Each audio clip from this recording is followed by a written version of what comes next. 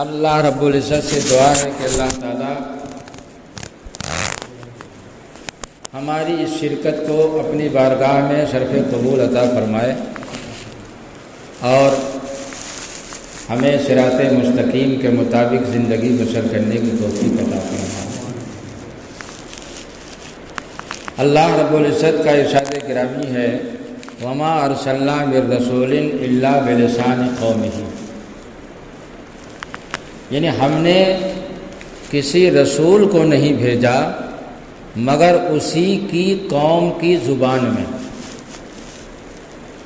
لیبین لہم، تاکہ وہ اپنی قوم والوں کو اچھی طرح وضاحت کے ساتھ اپنی باتوں کو سمجھا دے۔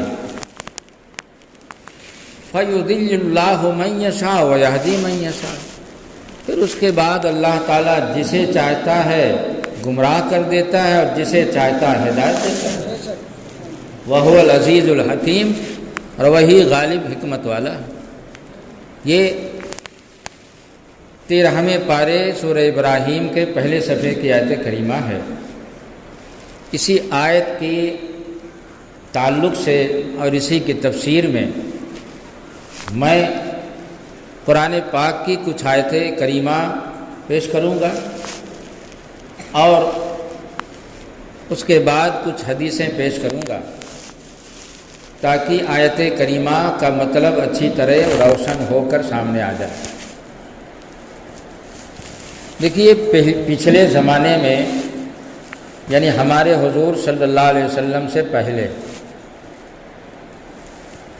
انبیاء کرام جو بھی آتے رہے وہ ایک ایک علاقے کے نبی ہوتے،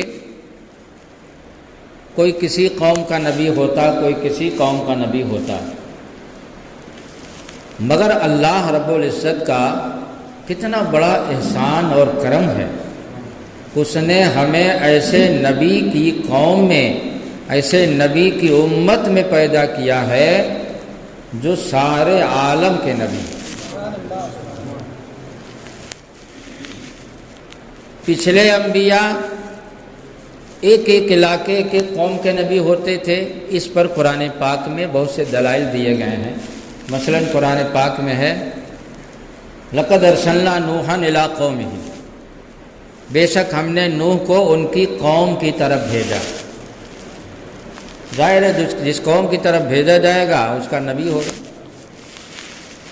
اللہ تعالیٰ فرماتا ہے قرآن پاک میں وَإِلَىٰ عَادٍ أَخَاهُمْ هُودًا، اور ہم نے ہود علیہ السلام کو قوم عاد کی طرف بھیجا، یہ قوم ہے۔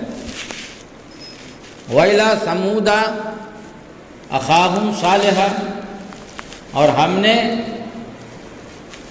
حضرت صالح علیہ السلام کو قوم سمود کی طرف بھیجا، انہی کی برادری میں سے۔ اور فرماتا ہے وَلُوطًا إِذْ قَالَ لِقَوْمِهِ، اور جب لوط علیہ السلام نے اپنی قوم سے کہا، اور فرماتا ہے وَتِلْكَ حُجَّتُنَا آتَيْنَاهَا إِبْرَاهِيمَ عَلَىٰ قَوْمِهِ، یہ ہمارے دلائل ہیں، ہماری حجتیں ہیں جو ہم نے ابراہیم کو دیا ان کی قوم کے لیے۔ اور حضرت یونس علیہ السلام کے بارے میں فرمایا وَأَرْسَلْنَاهُ إِلَىٰ مِائَةِ أَلْفٍ أَوْ يَزِيدُونَ، ہم نے یونس علیہ السلام کو 1,00,000 یا اس سے زیادہ لوگوں کی طرف بھیجا۔ ایسے بھی انبیاء کرام آئے ہیں جو 1,00,000 یا اس سے کچھ زیادہ قوم کی طرف بھیجے گئے ہیں کہ صرف وہ انہی میں تبلیغ کریں، ان کی ذمہ داری اور ڈیوٹی انہی کو اللہ کا پیغام پہنچانے کا تھا۔ اور دوسری قوم ہے تو اسی دور میں دوسری قوم کے لیے دوسرا نبی اس علاقے میں بھیجا جاتا۔ اور فرماتا ہے کہ لوطًا اذ قال لقومه، اور لوط نے جب اپنے قوم سے کہا، اور ثم بعثنا من بعده موسى بآياتنا الى فرعون وملئه، اور پھر ہم نے ان کے بعد موسیٰ علیہ السلام کو فرعون اور اس کے درباریوں کی طرف بھیجا، اس کی قوم کی طرف بھیجا۔ اور حضرت عیسیٰ علیہ السلام کے بارے میں فرماتا ہے وَرَسُولًا إِلَىٰ بَنِي إِسْرَائِيل، اور ہم نے ایک رسول بھیجا بنی اسرائیل کی طرف۔ تو یہ بنی اسرائیل جن کو اس دور میں یہودی بولتے ہیں، تو یہ ایک قوم کی طرف حضرت عیسیٰ علیہ السلام ہے۔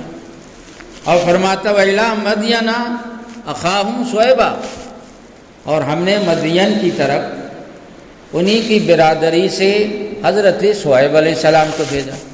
اسی دور میں حضرت شعیب علیہ السلام بھی اپنی قوم کو اللہ کا پیغام پہنچا رہے ہیں، اور اسی دور میں اسی زمانے میں حضرت موسیٰ علیہ السلام بھی، حضرت شعیب علیہ السلام اور موسیٰ علیہ السلام ایک ہی زمانے میں، وہ اپنی قوم کو اللہ کا پیغام پہنچا رہے ہیں، وہ اپنی قوم کو تبلیغ کر رہے ہیں، اور دونوں میں رشتہ بھی ہے۔ حضرت موسیٰ علیہ السلام حضرت شعیب علیہ السلام کے داماد ہیں، رشتہ بھی آپس میں رشتے بھی ہوئے ہیں۔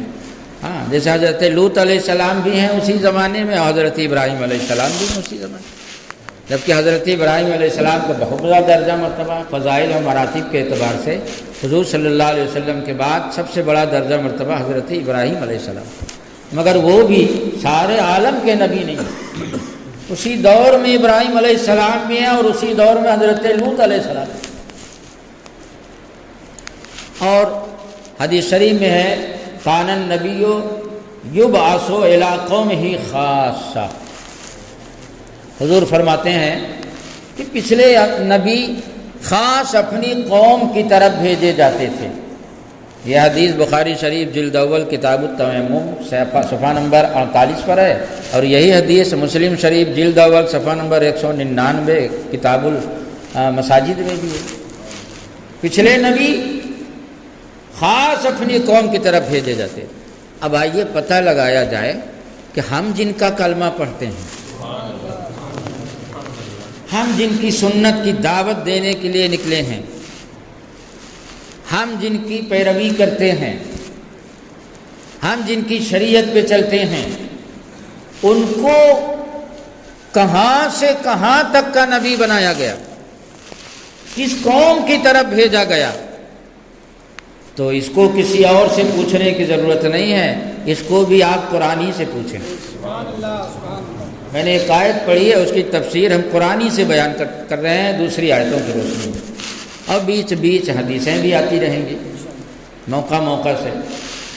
اب خود اپنے آقا مولا امام الانبیاء کے بارے میں قرآن سے پوچھو کہ قرآن تو نے دیگر انبیاء کرام کے بارے میں تو بتایا کہ وہ خاص اپنی قوم کی طرف بھیجے جاتے تھے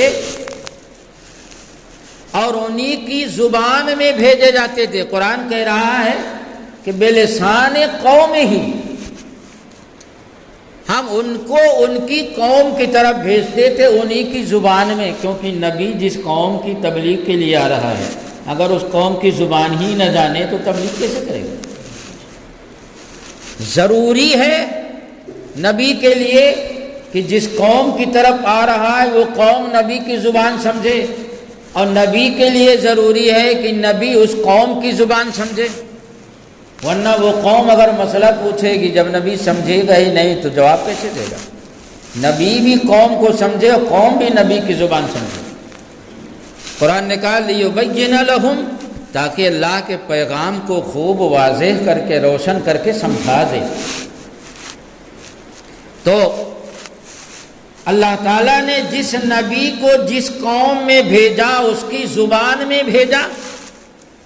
اب میرے آقا کو امام الانبیاء کو رحمت عالم کو کس قوم میں بھیجا اور کہاں سے کہاں تک کے لیے بھیجا؟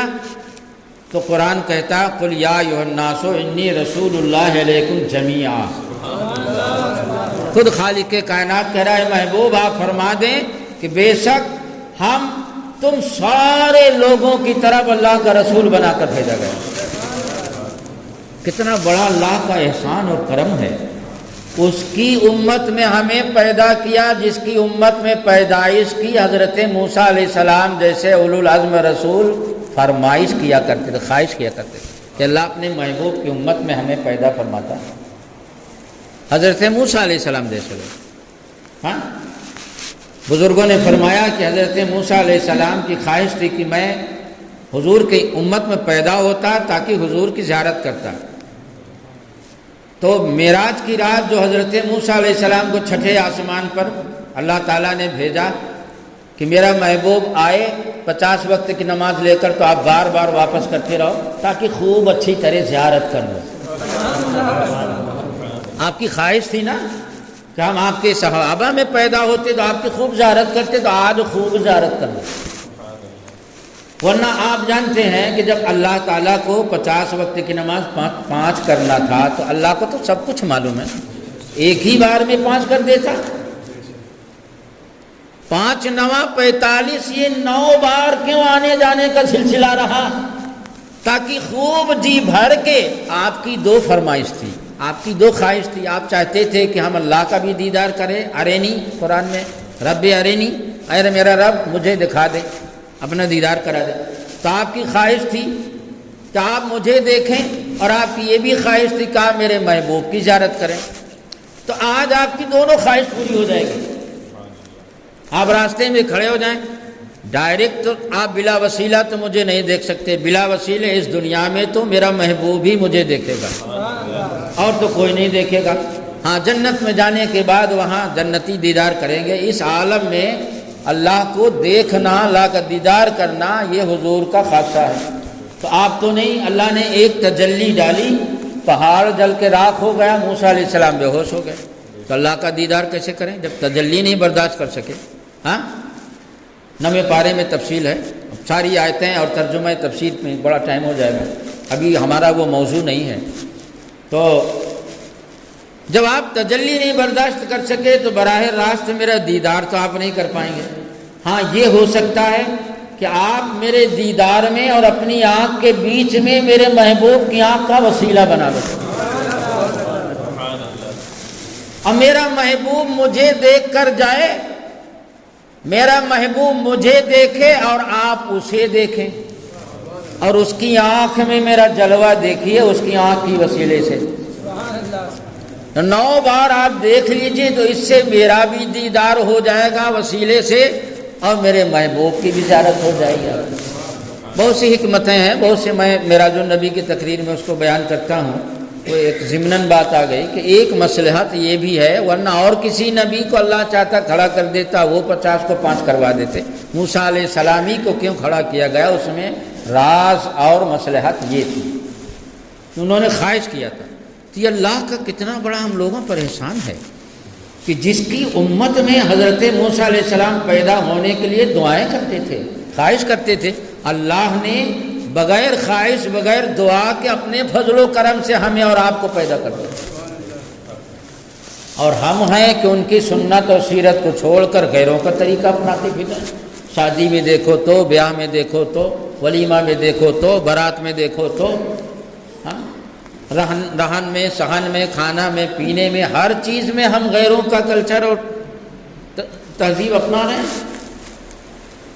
ہم اس کا کلمہ پڑھ رہے ہیں، اللہ کا جو اتنا بڑا ہم پر فضل ہے کہ جس کی امت میں نبی پیدا ہونے کی خواہش کرتے تھے، اس کی امت میں اللہ نے ہمیں پیدا فرمایا، تو ان سے اشرف اور افضل تو کوئی ہے ہی نہیں کہ ہم کسی اور کی طرف نظر اٹھا کر دیکھیں۔ ان کے طریقہ، ان کے طرز عمل سے اچھا کس کا طرز عمل ہو سکتا ہے کہ ہم نظر اٹھا کے اس کی طرف دیکھیں، اس کی نقل کریں؟ اب سنو اللہ نے کیا فرمایا، اے محبوب آپ فرما دیں کہ بے شک ہم تم سارے لوگوں کی طرف اللہ کا رسول بنا کر بھیجا گیا۔ دوسری جگہ قرآن میں اللہ تعالیٰ نے فرمایا وَمَا أَرْسَلْنَاكَ إِلَّا كَافَّةً لِلنَّاسِ بَشِيرًا وَنَذِيرًا، اے محبوب ہم نے آپ کو نہیں بھیجا مگر سارے لوگوں کے لیے بشارت دینے والا اور ڈر سنانے والا بنا کر، سارے لوگوں کے لیے۔ وَلَٰكِنَّ أَكْثَرَ النَّاسِ لَا يَعْلَمُونَ، لیکن اکثر لوگ نہیں جانتے، اکثر لوگ بے خبر ہیں۔ غیر تو غیر ہیں، اپنے حضور کا درجہ مرتبہ نہیں جانتے کہ حضور کا طریقہ چھوڑ کر انہیں غیروں کا طریقہ اچھا لگ رہا، انہیں غیروں کی تہذیب اچھی لگ رہی، انہیں غیروں کا کلچر اچھا لگ رہا ہے، وہ ہر چیز میں غیروں کی نقل کر رہے ہیں، اور نقل کرنے کا نتیجہ یہ ہوا کہ ہماری آخرت تو بربادی ہو گئی، ہم دنیا میں بھی بہت پیچھے چلے گئے۔ اگر شادی میں، کھانے میں، پینے میں، رہنے میں، سہنے میں، ہر چیز میں اگر ہم سنت کو برتتے اور سنت کے مطابق زندگی بسر کرتے تو ہماری دنیا بھی جنت ہو جاتی ہے اور آخرت، کیونکہ ہم اس نبی کا کلمہ پڑھتے ہیں جس نبی نے نبیوں کی امامت کی ہے، اور اللہ رب العزت نے اپنے محبوب کو کس کے لیے بھیجا؟ ان دونوں آیتوں میں تو یہ ہے کہ ہم نے اے محبوب آپ کو سارے لوگوں کی طرف نبی بنا کر بھیجا۔ لوگ انسان کو بولتے ہیں، ناس انسان کو بولتے ہیں، لوگ انسان، ناس کے معنی انسان، لوگ، سارے انسان، کسی ایک قوم کی طرف نہیں، کسی ایک ملک کے لیے نہیں، کسی ایک شہر کے لیے نہیں، سارے انسانوں کی طرف اللہ نے ہمارے محبوب کو نبی بنا کر بھیجا۔ اور دوسری جگہ قرآن نے تو اور وضاحت کر دیا ہے کہ انسان ہی نہیں بلکہ جنات کی طرف بھی، اور محبوب سارے عالم کے رسول ہیں، اور عالم کہتے ہیں اللہ کی ذات و صفات کے علاوہ جو چیز بھی ہے وہ عالم ہے، وہ سنسار ہے۔ اللہ کی ذات و صفات کو عالم نہیں کہہ سکتے، وہ ہمیشہ سے ہمیشہ رہے، اور اللہ کی ذات و صفات کے علاوہ چاہے فرشتے ہوں، چاہے جن ہوں، چاہے انس ہوں، چاہے پیڑ ہوں، چاہے پتھر ہوں، چاہے جانور ہوں، پرندے ہوں، سب عالم ہیں، سب عالم میں آتے ہیں، کیونکہ عالم کا مطلب جو پہلے نہ ہو پھر ہو۔ تو ہمارے حضور صرف سارے انسانوں کے نبی ہیں یا سارے عالم کے ہیں؟ سارے انسانوں کے نبی ہیں۔ اس پر میں نے قرآن پاک سے 2 آیتیں پیش کر دیا۔ اب سنیے، قرآن پاک میں ہے تبارک الذی نزل الفرقان علی عبدہ، تبارک الذی نزل الفرقان علی عبدہ لیکون للعالمین نذیرا۔ بڑی برکت والا ہے وہ جس نے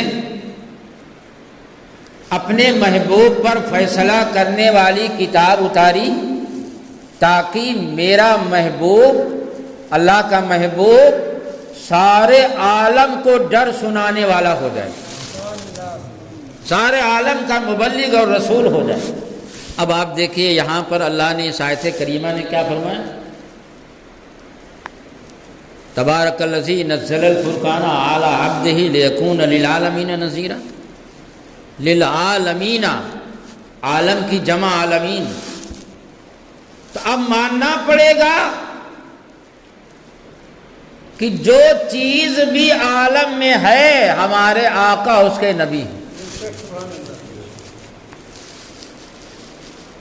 اللہ رب العزت جس کا خدا ہے اس کے میرے مصطفیٰ نبی ہیں، اور اللہ سب کا خدا ہے تو ماننا پڑے گا کہ مصطفیٰ سب کے نبی ہیں،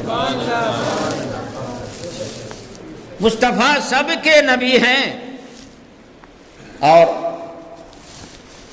اب حضور صلی اللہ علیہ وسلم جب سب کے نبی ہیں تو قرآن نے یہ کہا کہ ہم نے ہر رسول کو، جس رسول کو بھی بھیجا اس کی قوم کی زبان میں بھیجا تاکہ وہ اچھی طرح سمجھا دے۔ تو اب جب آپ قرآن کی روشنی میں یہ مانتے ہیں کہ ہمارے حضور سارے عالم کے نبی ہیں تو یہ ماننا پڑے گا کہ ہمارے حضور سارے عالم کی زبان بھی جانتے ہیں۔ قرآن کہہ رہا ہے کہ ہم نے ہر رسول کو اس قوم میں بھیجا اس کی زبان میں تاکہ وہ اچھی طرح سمجھا دے۔ تو جب حضور سارے عالم کے نبی ہیں تو ماننا پڑے گا کہ سارے عالم کی زبان حضور جانتے ہیں۔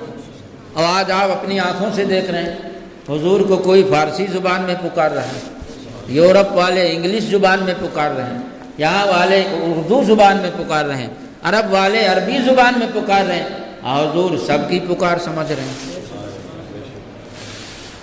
آپ دیکھتے ہیں کہ حضور کے بارگاہ میں لوگ جاتے ہیں حج کرنے کے بعد جب حاضری دینے، وہاں پر حضور کی بارگاہ میں نعت شریف کوئی فارسی زبان میں پڑھ رہا ہے، کوئی عربی زبان میں پڑھ رہا، کوئی انگلش زبان میں پڑھ رہا، کوئی سنسکرت زبان میں پڑھ رہا، کوئی کشمیری زبان میں پڑھ رہا، کوئی پنجابی زبان میں پڑھ رہا، اور حضور سب کو سماعت کر رہے ہیں۔ قرآن نے کہا کہ ہم نے ہر رسول کو اس قوم کی زبان میں بھیجا، اور حضور ہر قوم کے نبی تو ہر قوم کی زبان جانے۔ اور قوم ہی نہیں، میں تو انشاءاللہ ثابت کر دوں گا صحیح حدیث سے کہ حضور تو درختوں اور پتھروں اور چرندے پرندوں تک کی بولی سمجھتے ہیں، انسان تو انسان ہے۔ حضرت علی رضی اللہ تعالیٰ عنہ روایت کرتے ہیں کہ میں مکہ شریف میں حضور صلی اللہ علیہ وسلم کے ساتھ بعض اطراف میں نکلا تو میں حضور صلی اللہ علیہ وسلم کے ساتھ تھا۔ میں نے دیکھا تو حضور صلی اللہ علیہ وسلم کسی بھی پیڑ یا پتھر کے قریب سے گزرتے، پہاڑوں کا علاقہ ہے، کسی بھی پہاڑ یا پیڑ پتھر کے قریب سے جب بھی گزرتے تو اس پیڑ اور پتھر سے آواز آتی، السلام علیکہ یا رسول اللہ، السلام علیکہ یا رسول اللہ۔ ہر پیڑ ہر پتھر سے جس کے بھی قریب سے حضور گزرتے تو آواز آتی ہے، السلام علیکہ یا رسول اللہ۔ یہاں پر السلام علیکہ جو آواز آئی وہ تو اپنی جگہ ہے، لیکن یا رسول اللہ کا جملہ بتا رہا ہے کہ پیڑ اور پتھر دونوں جانتے ہیں کہ یہ اللہ کا رسول جا رہا ہے۔ تب تو سلام کے ساتھ یا رسول اللہ بھی کہہ رہے ہیں۔ معلوم ہوا میرے آقا انسانوں ہی کی نہیں بلکہ ان کی رسالت کی گواہی پیڑ اور پتھر دیتے، اور گواہی کے ساتھ ساتھ ان کو سلام بھی کیا کرتے تھے۔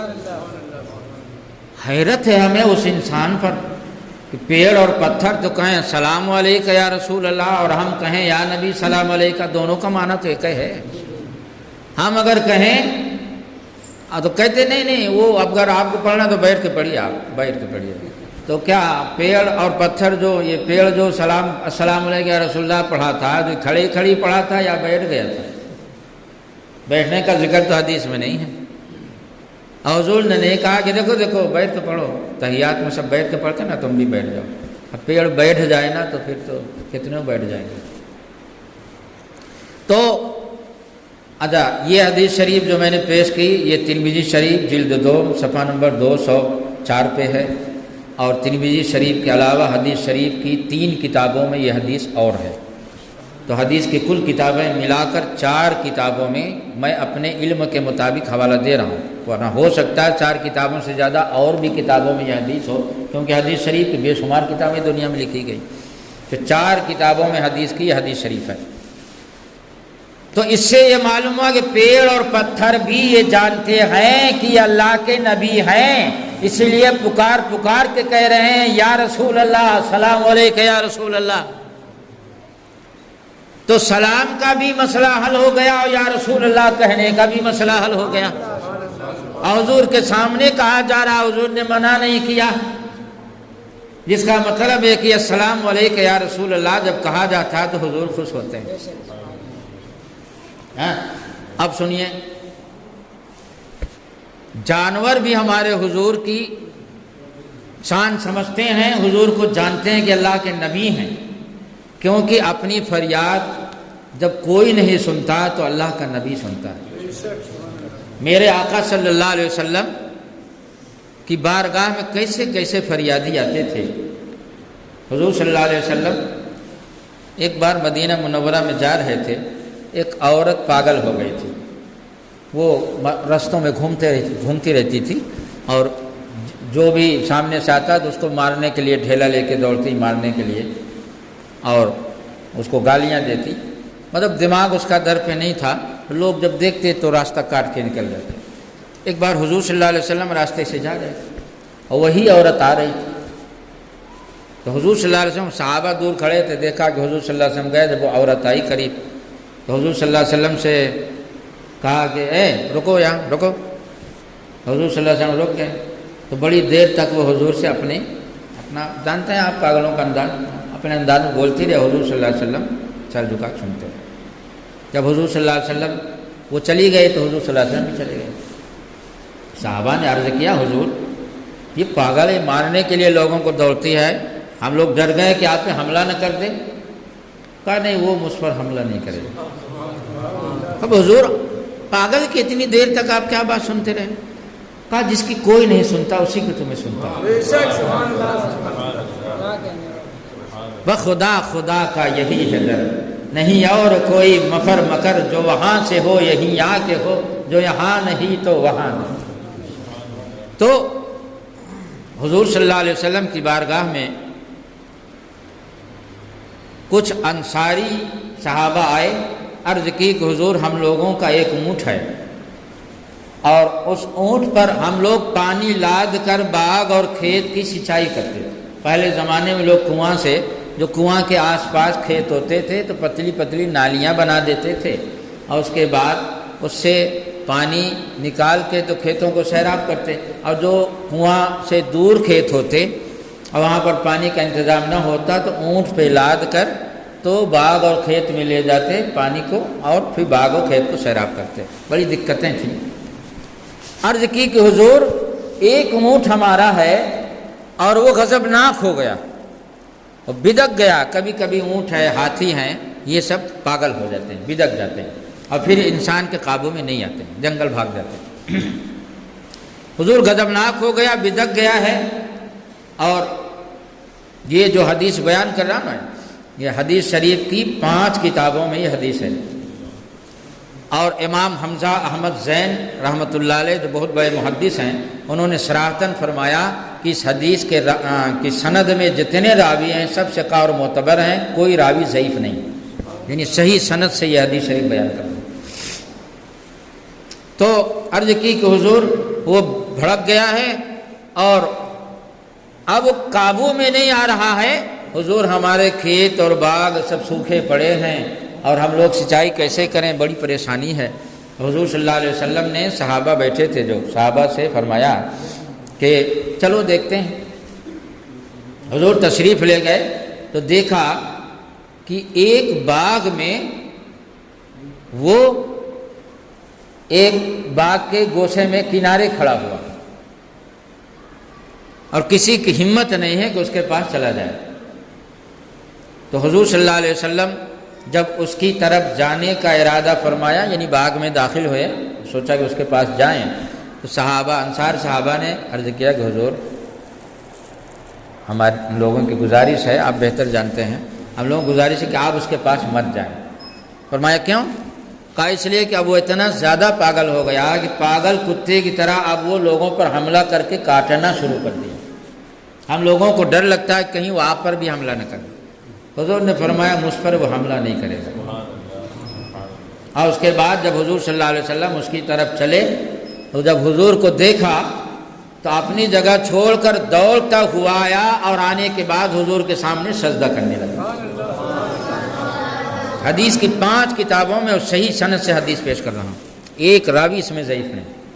مسند امام احمد میں امام احمد بن حنبل رحمۃ اللہ علیہ، جنہیں عربی متن و سند کے ساتھ 10 لاکھ حدیثیں زبانی یاد تھیں، امام احمد بن حنبل نے اس حدیث کو اپنی حدیث کی مشہور کتاب مسند امام احمد میں جلد نمبر 3 صفحہ نمبر 158 سے شروع کیا اور 159 تک بیان کیا تفصیل کے ساتھ۔ باقی 4 حدیث کی 4 کتابوں میں اور حدیث ہے، کل 5 کتابوں میں حدیث کیا حدیث شریف۔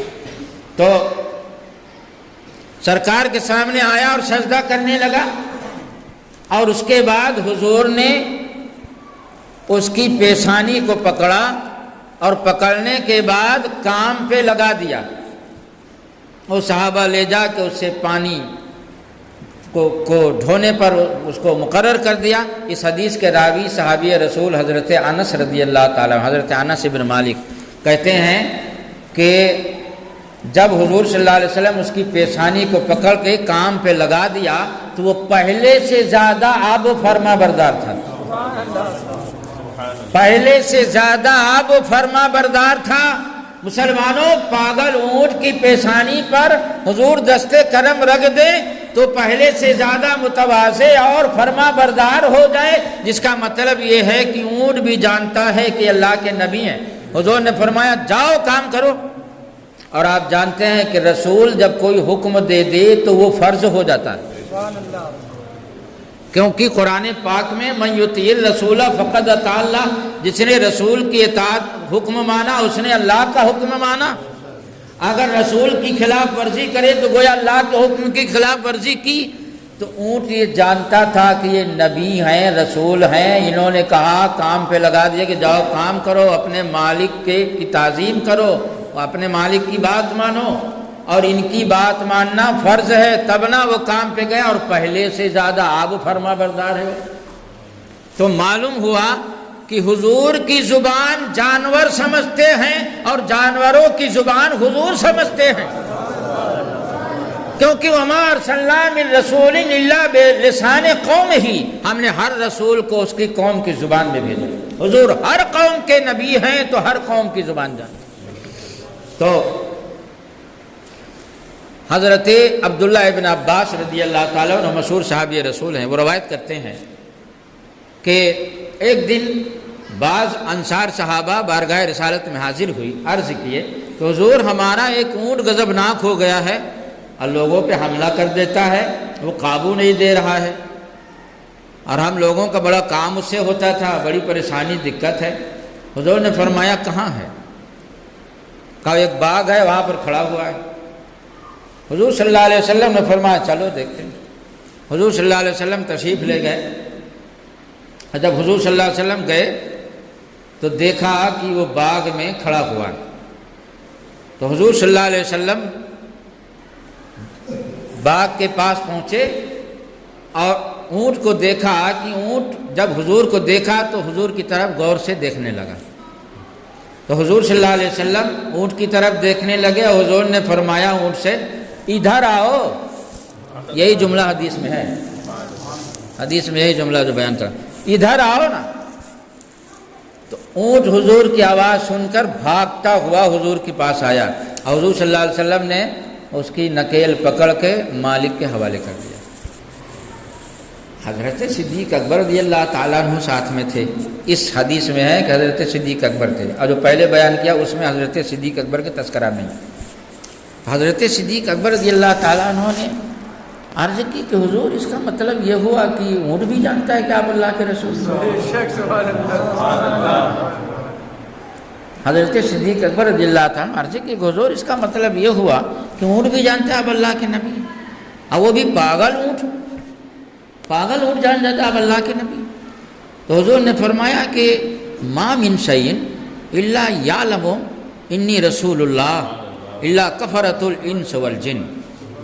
حضور نے فرمایا دنیا کی ہر چیز جانتی ہے کہ بے شک میں اللہ کا رسول ہوں، ہر چیز جانتی ہے بے شک میں اللہ کا رسول ہوں، مگر کافر انسان اور کافر جنات یہ مجھے اللہ کا رسول اور نبی نہیں مانتے، باقی دنیا کی ہر چیز مجھے جانتی ہے کہ میں اللہ کا رسول ہوں۔ اب آپ بتائیں کہ اونٹ کا یہ عالم ہے کہ حضور کی بولی اونٹ سمجھ رہے ہیں، اور حضور جس کام پہ لگا دیں اس میں پہلے سے زیادہ فرما بردار بن جائے۔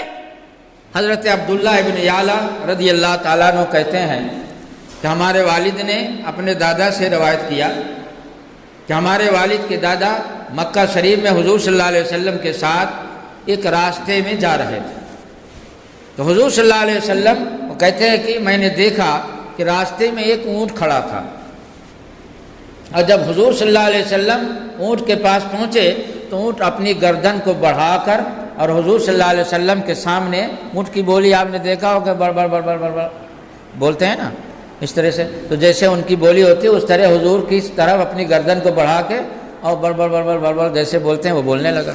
حضور صلی اللہ علیہ وسلم غور سے اس کی بات سنتے رہے، اور اس کے بعد راوی سے یعنی صحابی رسول جو ساتھ میں تھے ان سے حضور نے فرمایا اس اونٹ کا مالک کہاں ہے؟ کہا حضور دیکھنا پڑے گا، پتہ لگائیں، مالک کو بلایا کہ بھائی اس کا مالک کون ہے؟ آیا کہ ہاں میں ہوں مالک۔ کہا یہ اونٹ آپ کی شکایت کر رہا ہے، اب آپ بتائیں حضور اگر اونٹ کی نکیل پکڑ کے مالک کو دے دے کہیں جاؤ کام کرو، تو اونٹ حضور کی بولی سمجھ گیا تب نہ گیا کام کرنے کے لیے۔ اور یہاں پر میں جو حدیث بیان کر رہا ہوں یہاں پر حضور کی بولی اونٹ سمجھنے کی بات نہیں، اونٹ کی بولی حضور سمجھ رہا اپنی زبان میں کچھ بڑبڑایا، اور اس کے بعد حضور نے فرمایا میں مالک کو بلاؤ، مالک آیا، حضور نے فرمایا یہ آپ کی شکایت کر رہا ہے۔ کیا شکایت کر رہا؟ کہا یہ کہہ رہا کہ میں اسی کے گھر میں پیدا ہوا، اسی کے گھر میں جوان ہوا، زندگی بھر کام کیا اس کے گھر میں، اب میں بوڑھا ہو گیا تو یہ لوگ مشورہ کر رہے ہیں کہ اب اس کو ذبح کر کے کھا جائے۔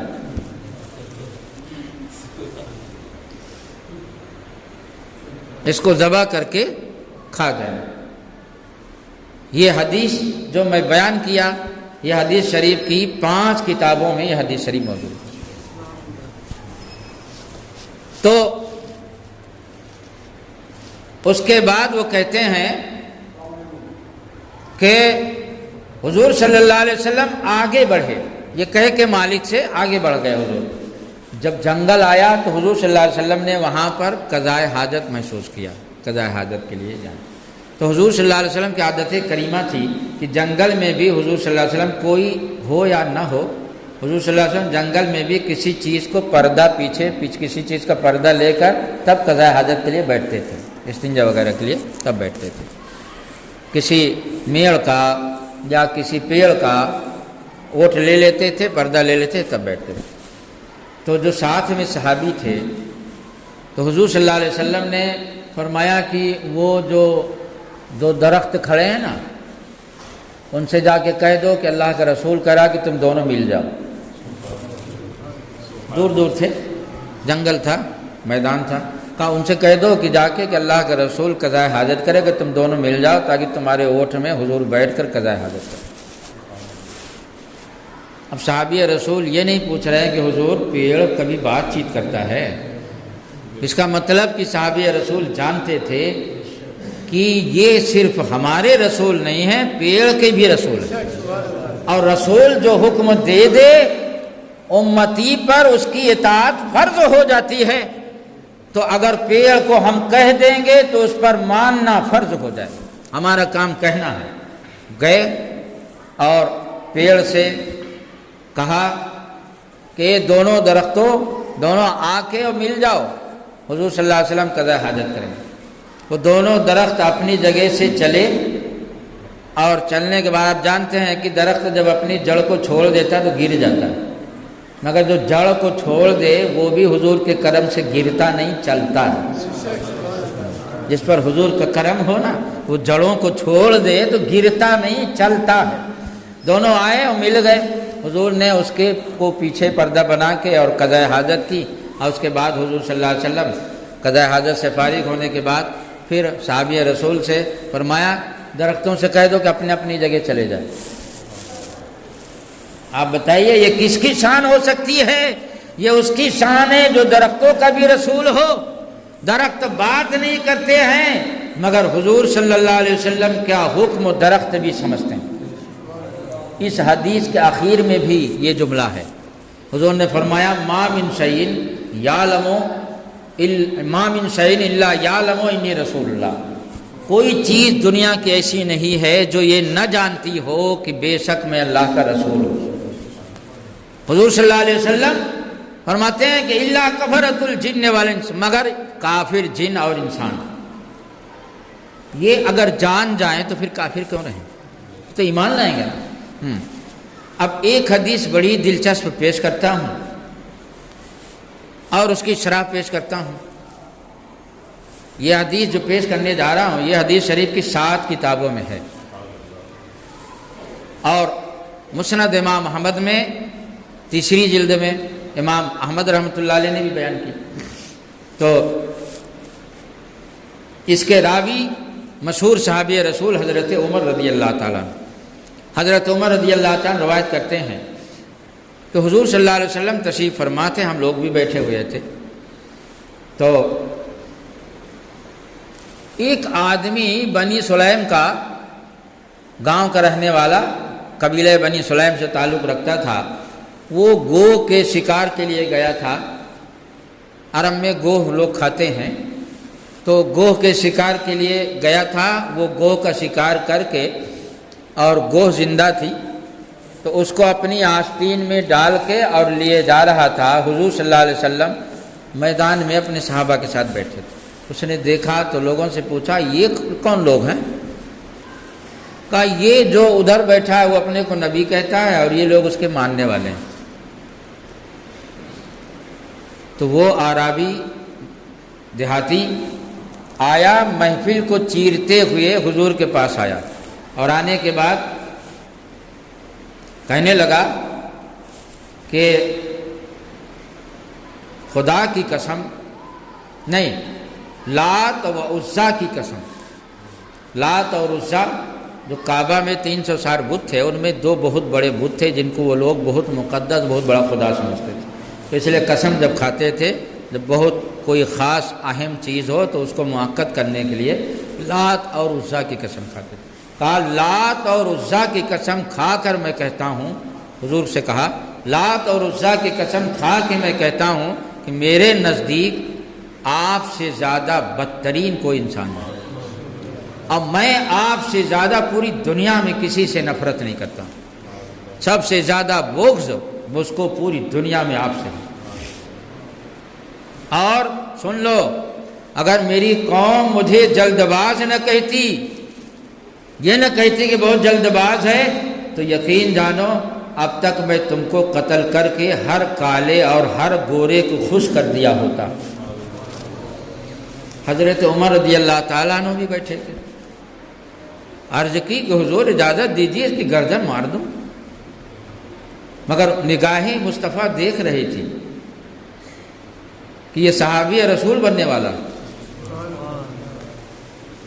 اسی لیے حضور نے کسی گستاخ پہ سختی کی اور کسی پہ نہیں کی۔ جس کو حضور جانتے تھے کہ اس کی مقدر میں ہمارے ہاتھ پر ایمان لکھا جا چکا ہے، اس کو سختی سے نہیں، اس پر سختی سے پیش نہیں آتے تھے، اور جس کو جانتے تھے حضور صلی اللہ علیہ وسلم کی ان کی قسمت میں ایمان نہیں ہے، ان پر سختی کی گئی۔ ابن خطل مرتد ہوا، مکہ فتح ہوا، کعبے کے غلاف سے جا کر چمٹا ہوا تھا۔ حضور صحابہ نے عرض کی کہ حضور ابن خطل تو کعبے کے غلاف چپٹا ہوا، کہا اس کو وہی وہیں قتل کر دو۔ نگاہ مصطفیٰ دیکھ رہی تھی کہ اب اس کی قسمت میں ایمان ہے۔ تو ہم کو علم غیب کے حساب سے تبلیغ نہیں کرنا ہے، ہم علم غیب کے مکلف نہیں ہیں، بلکہ ہم کو قرآن و حدیث کے اعتبار سے جو حضور نے ہم کو حکم دیا ہے اس پر ہمیں چلنا ہے۔ اگر میری قوم مجھے جلد باز نہ کہتی تو میں تمہیں اب تک قتل کر دیا ہوتا، ہر کالے ہر گورے کو خوش کر دیا ہوتا۔ حضور صلی اللہ علیہ وسلم نے فرمایا کہ تم کیا کہنا چاہتے ہو؟ میری محفل میں تم نے میری تعظیم نہیں کیا، بلکہ میری محفل میں تم میری توہین کر رہے ہو، توہین آمیز لہجہ میں باتیں کر رہے ہو، تم کہنا کیا چاہتے ہو؟ اس نے کہا میں کہنا یہ چاہتا ہوں کہ لات اور عزا کی قسم، جب تک یہ گوہ آپ پر ایمان نہ لائے تب تک میں ایمان نہیں لاؤں۔ اور اس کے بعد آستین کو حضور کے سامنے کیا اور گوہ زمین میں آستین سے نکل کے گر گئی۔ تو حضور صلی اللہ علیہ وسلم گوہ کی طرف دیکھے، اٹھ گئی جس طرف دم میں دم آ گیا۔ اس نگاہ عنایت پہ لاکھوں سلام، نگاہ مصطفیٰ اٹھی، گوہ کی طرف حضور نے دیکھا، اور دیکھنے کے بعد حضور صلی اللہ علیہ وسلم فرماتے ہیں اے گوہ کس کی عبادت کرتی ہے؟ نہیں، جب حضور نے، حدیث میں اس طرح ہے کہ جب حضور نے فرمایا کہ اے گوہ، تو گوہ نے فصیح اور اعلیٰ درجے کی عربی زبان میں کہا لبیک و سعدیک یا رسول اللہ۔ معلوم ہوا لبیک و سعدیک یا رسول اللہ، ہم سنیوں کا یہ نعرہ نیا نہیں ہے، یہ چرندے پرندے بھی لگاتے تھے حضور کے سامنے۔ تو یار 1450 سال گزر گیا، اس کے بعد بھی اب تک ہم حضور کو نہ پہچانے، اب تک نہ فیصلہ کر پائیں کہ لبیک و سعدیک یا رسول اللہ کہنا جائز ہے کہ شرک ہے۔ حیرت کی بات، حضور کے سامنے گوہ کہہ رہی لبیک و سعدیک یا رسول اللہ۔ اب آپ بتائیے کہ حضور کہہ رہے ہیں گوہ، تو گوہ نے سمجھ لیا نا مجھ کو پکار رہے ہیں، تب تو بولی، اور گوہ بولی تو حضور بھی سمجھ گئے۔ حضور کی بولی پرندے سمجھ رہے ہیں اور پرندے کی بولی حضور سمجھ رہے ہیں۔ حضور نے فرمایا کہ گوہ یہ بتلا کہ تو کس کی عبادت کرتی ہے؟ گوہ نے کہا کہ حضور میں اس کی عبادت کرتی ہوں جس کا عرش آسمان میں ہے، میں اس کی عبادت کرتی ہوں جس کی سلطنت ساری کائنات میں ہے، میں اس کی عبادت کرتی ہوں جس نے سمندر میں راستہ بنا دیا، میں اس کی عبادت کرتی ہوں جو سارے عالم کا خالق و مالک ہے۔ حضور نے فرمایا اچھا اور یہ بتا کہ میں کون ہوں؟ یہ بتا کہ میں کون ہوں؟ گوہ نے عرض کی کہ حضور آپ رب العالمین کے رسول ہیں، جس کا خدا رب ہے ان سب کے آپ رسول ہیں، آپ خاتم النبیین ہیں۔ حدیث میں خاتم النبیین کا بھی لفظ ہے، آپ خاتم النبیین ہیں۔ حضور جس نے آپ کا کلمہ پڑھا وہ کامیاب ہو گیا، اور جس نے آپ کا کلمہ نہ پڑھا، جو ایمان آپ پہ نہ لایا، وہ ناکام ہو گیا۔ وہ عربی دیہاتی مارے جوش اور جذبے کے کھڑا ہو گیا اور کہنے لگا کہ خدا کی قسم میں آنکھوں دیکھے حال کے سامنے سنی سنائی بات نہیں مانوں گا، جو میں نے آنکھوں سے دیکھ لی آپ سنی سنائی باتیں نہیں مانوں گا۔ میں اللہ کی قسم کھا کے کہتا ہوں کہ اب میری نظر میں آپ میری جان سے زیادہ، میرے باپ کی سے زیادہ، میری ماں سے زیادہ، میری آنکھ سے زیادہ آپ محبوب ہیں، اور میں گواہی دیتا ہوں کہ اللہ کے علاوہ کوئی عبادت کے لائق نہیں ہے، اور میں گواہی دیتا ہوں کہ بے شک آپ اللہ کے رسول ہیں۔ حضور صلی اللہ علیہ وسلم نے فرمایا شکر ہے اس خالق کائنات کا جس نے میری وجہ سے تجھے ہدایت دی، اور الاسلام یعلو ولا یعلا، اسلام غالب رہے گا مغلوب نہیں ہوگا۔ تو آپ دیکھ رہے ہیں کہ حضور صلی اللہ علیہ وسلم سارے عالم کے رسول اور سارے عالم کے نبی ہیں، تو سارے عالم کی زبان سمجھتے ہیں اور سارا عالم حضور کی زبان سمجھتا ہے۔ ہم ایسے نبی کی امت میں ہیں اور حیرت ہے کہ ہم ان کی سنت پر، ان کی سیرت پہ عمل کیا کریں گے؟ ہم کو پتہ ہی نہیں ہے کہ سونے کا سنت طریقہ کیا ہے، ہمیں پتہ ہی نہیں ہے کہ جگنے کے بعد سنت کے مطابق دعا کون سی پڑھی جائے گی، ہمیں پتہ ہی نہیں کہ سنت کے مطابق وضو کرنے کا کیا طریقہ، ہمیں پتہ ہی نہیں کہ سنت کے مطابق نماز پڑھنے کا کیا طریقہ، اور دلیری اس پر اور بھولا پن کا یہ حال ہے کہ اگر کوئی بتانا بھی چاہتا ہے کہ ارے اللہ تعالیٰ سب قبول کر لے گا، مولانا صاحب غفور الرحیم ہے، آپ کہاں یہ سب چکر میں؟ یا اللہ تعالیٰ غفور الرحیم ہے، سب قبول کر لے گا۔ ہم جاہل آدمی جو ہو سکتا اپنا کر رہے ہیں۔ کیا حضور صلی اللہ علیہ وسلم نے اسی لیے اپنی سنت و سیرت ہمیں دیا ہے کہ ہم جیسا چاہیں اول پھول بکیں، اول پھول کام کریں اور اس کے بعد کہیں کہ اللہ غفور الرحیم سب قبول کر لے؟ حیرت کی بات ہے۔ اللہ تعالیٰ کو اگر قبول کرنا ہوتا ایسے ہی تو وہ کیوں فرماتا ما آتاکم الرسول فخذوہ وما نہاکم عنہ فانتہوا، جو رسول دیں اسے لے لو، جس سے منع کریں اسے باز رہو۔ اللہ کیوں فرماتا من یطیع الرسول فقد اطاع اللہ، جس نے رسول کا حکم مانا اس نے اللہ کا حکم مانا۔ یہ عجیب بات ہے بھائی کہ اگر ہم چیک سے پیسہ نکالنا چاہیں اور چیک پہ ڈبل قلم چلا دیں تو بینک کا بابو چیک نہیں لیتا، واپس کر دیتا، دوسرا چیک لائیے، آپ نے ڈبل قلم چلایا۔ ہاں، اور یہاں نماز سنت کے خلاف ہو رہی، وضو سنت کے خلاف ہو رہا ہے، ہاں شادی سنت کے خلاف ہو رہے، اس کے بعد بھی اللہ غفور الرحیم۔ عجیب حال ہے یار۔ ارے اللہ غفور الرحیم تو ہے، قہار اور جبار بھی تو ہے، ہاں دوسری صفت کیوں بھول گئے؟ قہار اور جبار بھی ہے نا، ہاں غفور الرحیم تو ہے بے شک، قہار اور جبار بھی ہے۔ اور اسی نے کہا فَاسْأَلُوا أَهْلَ الذِّكْرِ إِن كُنتُمْ لَا تَعْلَمُونَ، جو مسئلہ نہ معلوم ہو وہ علماء سے پوچھو۔ اگر اس کو ایسے ہی قبول کرنا ہوتا تو کیوں فرما رہا کہ جو مسئلہ نہ معلوم علماء سے پوچھو؟ اب کیوں فرما رہا وَذَكِّرْ فَإِنَّ الذِّكْرَ تَنفَعُ الْمُؤْمِنِينَ، نصیحت کرتے رہو کیونکہ نصیحت مومن کو نفع دیتی ہے۔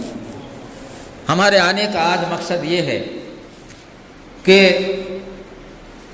ہمارے ضلع کوسمبی اور ضلع الہ آباد میں بھی، دونوں ضلع میں بھئی اور جگہ بہت سے شہر ایسے ہیں، ناگپور ہے جیسے مان لیجیے، ناسک وغیرہ، مالیگاؤں وغیرہ ہے، بمبئی وغیرہ میں الحمدللہ بہت سی تحریکیں اسلامی ہیں، مذہبی ہیں، جو اسلامی اور سماجی کام و تبلیغ کرتی رہتی ہیں۔ لیکن ہمارے ان دو ضلعوں میں خاص طور سے ہم اہل سنت و جماعت کی کوئی ایسی تنظیم و تحریک نہیں تھی جو ہمارے معاشرے میں جو کمیاں ہیں ان کو دور کرنے کے لیے تبلیغ کرے، اسلامی اور سماجی۔ تو اس کی ضرورت محسوس ہو رہی تھی کافی دن سے، لیکن اللہ تعالیٰ جب چاہتا ہے، جو چاہتا ہے تب ہوتا ہے۔ تو تحریک فروغ اسلام حضور تاج الشریعہ کے دو خلفاء حضرت علامہ مولانا مفتی راحت خان صاحب بریلی شریف، جو تاج الشریعہ کے خلیفہ ہیں اور مرید ہیں، اور محب گرامی جناب شیخ قمر عثمانی صاحب، یہ دونوں مل کر اس تحریک کو قائم کیے۔ الحمدللہ بہت سارے شہروں میں اس تحریک کی شاخ قائم ہو گئی۔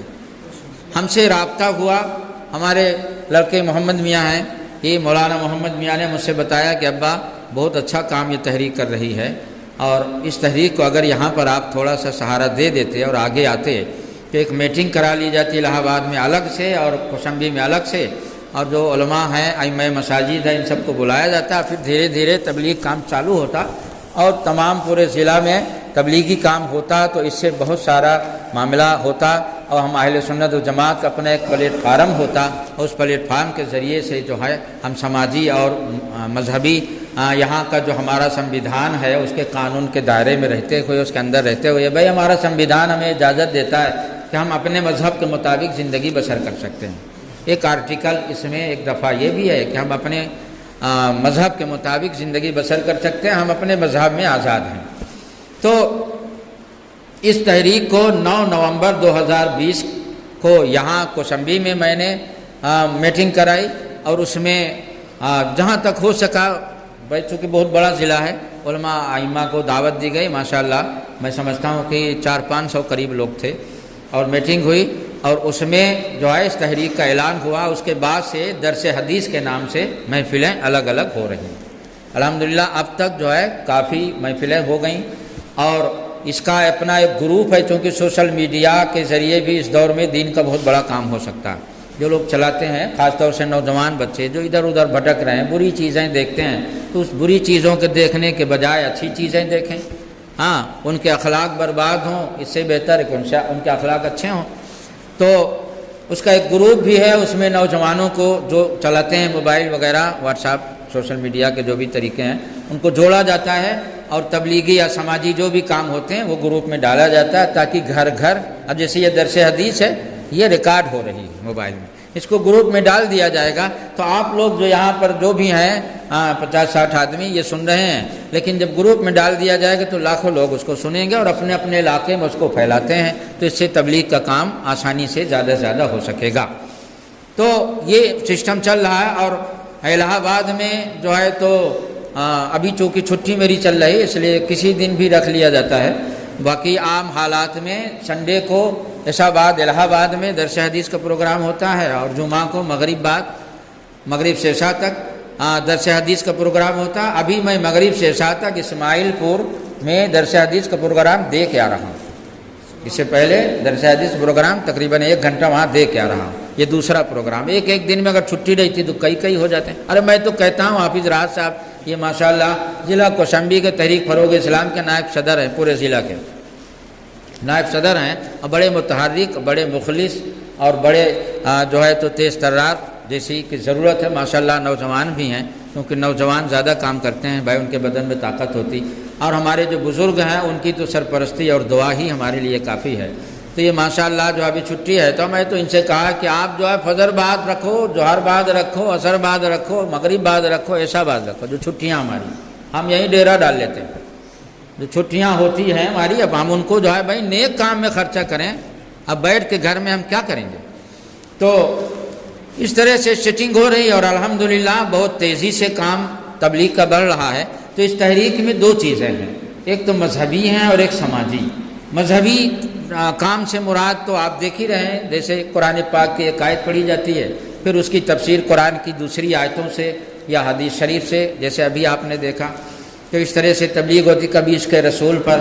اور ابھی اسماعیل پور میں جو ہے تو جہیز اور شادی وغیرہ کی میں جو بری رسمیں غیروں کی ہم نے لے لیا ہے، داخل ہو گئیں، جس سے ہم بہت پیچھے جا رہے ہیں، اس عنوان پر تقریر ہوئی ہے، اور یہاں پر حضور صلی اللہ علیہ وسلم کہ اس کے رسول پر تقریر، اور الگ الگ جہاں جیسی ضرورت ہوتی ہے وہ تبلیغ ہوتی رہتی ہے، اور اس کو پھر واٹس ایپ پہ ڈال کر اس کو عام کیا جاتا ہے۔ اور سماجی کام میں ہمارے جو پمفلٹ وغیرہ شائع ہوئے ہیں، اور پمفلٹ میں جو چیزیں ہیں وہ ضروری نہیں ہے، اگر اچانک کوئی ضرورت پیش آ گئی اور آپ بتاتے ہیں کہ حضرت ہمارے ہاں تحریک کی ضرورت ہے، یہ کام ہونا چاہیے، تو ہم اگر ہمارے جو ہے منشور میں پمفلٹ میں وہ چیز نہیں ہے تو بھی ہم اس کو قبول کرتے ہیں اور پہنچتے ہیں، اور جو کرنے لائق ہیں، جس لائق ہیں، اس کو تحریک کی طرف سے کرتے ہیں۔ مثال کے طور پر بارش کے موسم پہ خدا نہ کرے کہیں پر اتنی زیادہ بارش ہو جاتی ہے کہ بڑی بڑی ندیاں ہیں، سیلاب، مثلا الہ آباد ہی 2 بڑی ندیوں کے بیچ میں گھرا ہوا ہے، گنگا اور جمنا کے بیچ میں، اور جو یہ لبے ندی ہیں محلے، جیسے ادھر راجہ پور وغیرہ کی طرف ہے، اور ادھر جو ہے کریلی کا علاقہ ہے گوش نگر وغیرہ میں، تو اس میں جب بہت زیادہ بارش ہو جاتی ہے تو آدھا محلہ ڈوب جاتا ہے، اور اس میں غریب ہو یا امیر ہو، بھائی سیلاب تو سب پہ آتا ہے، وہ اپنے گھروں کو چھوڑ کر اور آسمان کے نیچے آ جاتے ہیں، اور اس وقت ان کی حالت کو دیکھ کر ترس آتا ہے۔ عورتیں ہیں، چھوٹے چھوٹے بچے ان کی گود میں ہیں، وہ دودھ کے لیے تڑپ رہے ہیں، پیسہ نہیں ان کے پاس، دوا کے لیے تڑپ رہے ہیں، ان کے پاس پیسہ نہیں ہے، اور وہ پریشان حال ہیں، ان کے کھانے کا اب کہاں سے، جب سب کچھ ہو گیا جناب،